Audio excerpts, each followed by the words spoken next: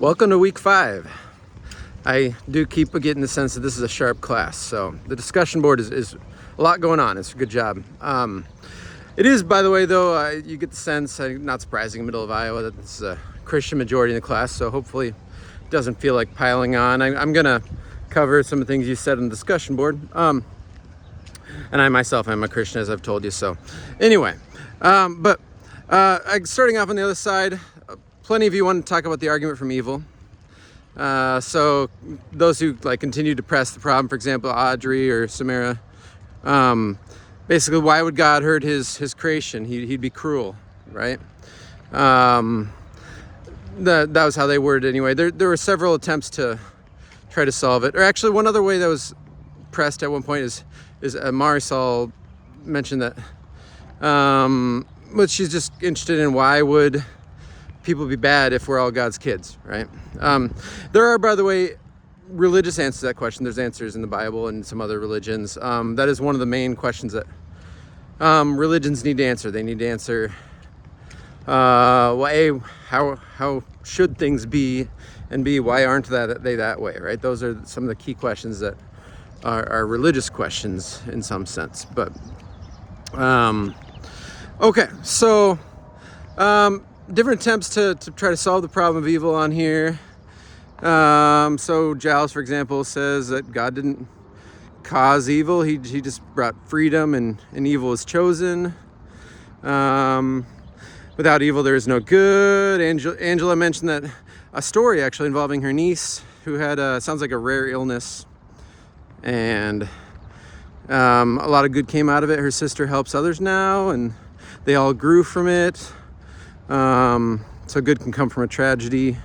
Maybe it helps to kind of view all this from the lens of God as a parent and understanding that parents allow things and so forth. Madison also told a story about her own father who died in a car accident and how that actually brought her back to God. Reminds me of a very famous C.S. Lewis quote, by the way.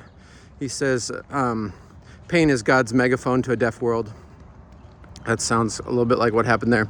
So yeah, there are a lot of attempts, a lot of ways to solve the problem of evil. The main one that I didn't see a lot of on the discussion board is actually the main one that Christian apologists usually use, which is basically the moral story of Job, and that's we're just humans and we shouldn't be able to expect to able to answer these things. That just so skeptical theism. But anyway, so it is worth pressing the problem and showing how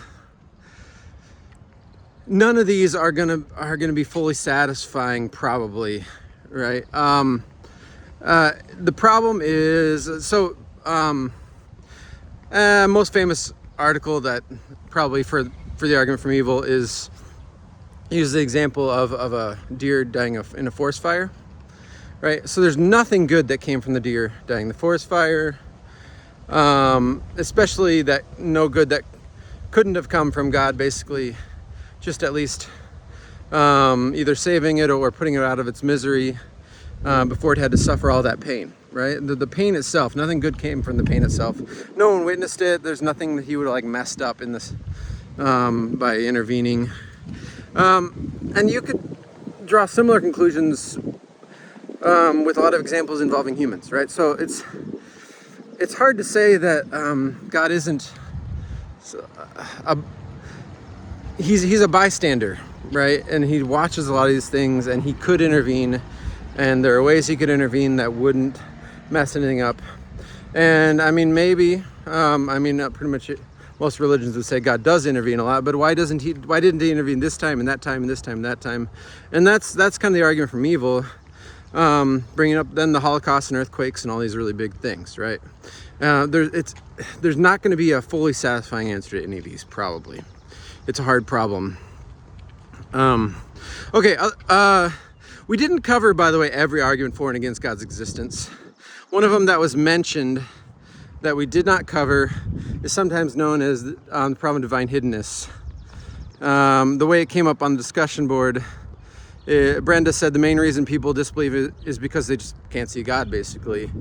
And yeah, so you can press the problem of divine hiddenness, especially if you're critiquing a religion that affirms eternal consequences, right? If there are people who honestly sought God and didn't find him, then why? That's not fair, right? And so that's one of the other main arguments against God's existence we didn't cover. Arguments for God's existence that we didn't cover, most of the big ones we did not cover are actually scientific arguments, and that's why we didn't cover them.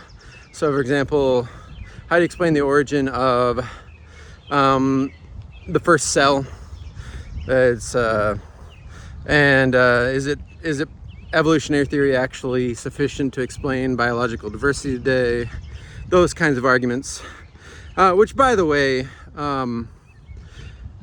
the face that you see in the public sphere about evolution is pretty unanimous. But within experts in the field, there's lively debates about whether the mechanisms are actually powerful enough to create this much diversity in that period of time, right? It's not settled. There have been whole conferences with the leading experts where they, question that. So anyway, so those are the types of things we did not cover. Regarding the ones we did cover, so regarding what Jackson called the first cause argument, cosmological, I think he's really referring to the Kalam argument. He suggested maybe that the cause is the Big Bang. Why should we assume that the first cause is God? Well, the main answer to that is then saying the Big Bang isn't a thing. The Big Bang is an event. And so really the question is, what caused the Big Bang? What was before the Big Bang, right? And if it's a physical thing, then we've got an eternal universe. If we just keep on referring to the next physical thing, and that was the whole point of the Kalam, is we can't have an eternal universe. That's not what the evidence shows, so forth. And so the cause of the universe is going to have to be something non-physical, non-spatial, maybe even non-temporal. You start filling it in, and you might not get every trait of God, but it's not that we know nothing about what. We can make some interesting inferences. And one of the most important inferences regards, would it have to be a person? And their arguments would have to be a person because it seems that it made a free choice. And anyway, other things that I saw. Carly shared the Sheldon clip regarding the fine-tuning argument. I actually had never seen that, so thanks. It actually did a pretty decent job explaining how the fine-tuning argument goes. Michael also posted on fine-tuning argument, said maybe life could have formed in some different way in some different universe. It doesn't have to be fine-tuned this way. The reason why I didn't give that option, so the fine-tuning argument, the options I gave in response to are basically chance, necessity, or multiverse. Why didn't I give or life could have arisen some other way as an option? And it's basically because, and this actually is pretty well explained in that Sheldon clip, most of the fine-tuning elements regard pretty much the universe existing at all, frankly. If gravity were a little stronger, the universe would have just collapsed into a big crunch. If it were a little weaker, it would have all flown apart and we would never had stars. Any universe without stars, by the way, would be a universe made up pretty much just of hydrogen, helium. And helium is the most inert element out of all of them, and hydrogen is pretty inert too. So nothing would happen in that universe. So that's basically why that's not usually an option.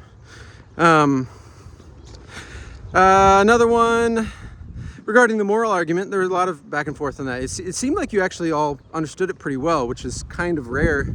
Usually I have to explain that the moral argument is not an argument that we can't be moral unless we believe in God. It's instead the argument that there would be no foundation for morality. Anyway, but you all seem to get that. So good start. But yeah, Benjamin suggested that the diversity of moralities we see suggests it's all invented, that we made it up, basically. And so maybe that's one view for sure. We're gonna come back to this. The problem with that kind of view, of course, is, if that's true, basically that means morality doesn't exist and anything goes, right? Or, well, at least anything goes except for, things that have outcomes that you don't like. Yeah, all that's left is practical reasoning at that point.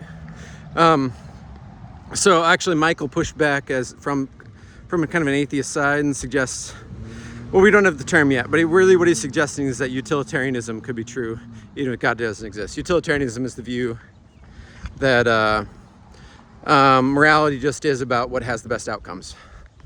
And so we'll come back to that. All right, this is a super long walking video. Sorry, there's just a lot happening in the discussion board. Hopefully, I kept your interest, but I better sign off now. Yeah, let's keep going.